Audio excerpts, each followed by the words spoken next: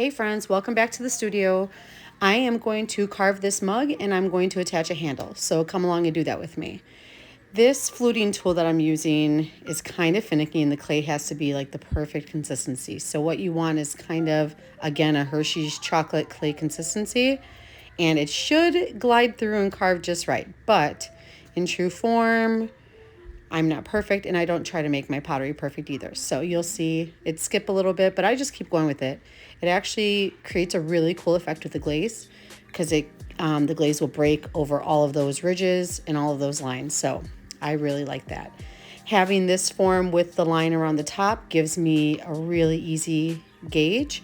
So I will start from the bottom and work to the top, and then I will flip right here and I will work from the top bottom. It just kind of depends on how I'm comfortable holding the pot and how far in the carving process I am. So what I'm looking at is just to make really uniform, well, as uniform as I can, but just really clean, deep impressions. The whole purpose of this is for it to feel really great in your hand and for the glaze to break, which means it will settle in the low areas a different color as over the ridges and over the edges. Another spot on a mug you'll see breaking glaze is right around the rim and around the handle too.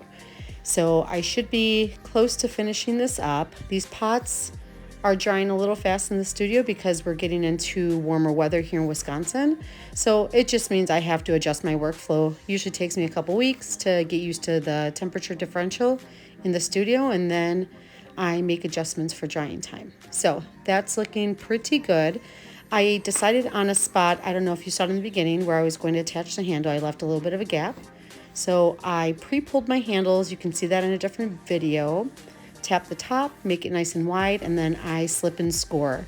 That's what we have to do to join any pieces together in pottery. I just use my slip water because that's what I have on hand, and that works really good for me. So I make sure that it's attached really firmly, go around with my thumb. This is a really important part because you want the handle to be really secure to the mug. And again with the pulling. So I pull the small pieces initially and then I attach the small pieces to the handle, pull again, find the perfect spot at the bottom. All of my handles vary. It depends on the mug shape. For this one, I wanted a little bit of a longer, wider feel, but some of my mugs are only a 2-finger handle, which I think everyone has a personal preference, so I try to make a good variety, and depending on the weight of the mug and how it feels in the balance, that's kind of how I decide how big to make the handle. So cleaning up around the edges again, making sure I didn't bump anything.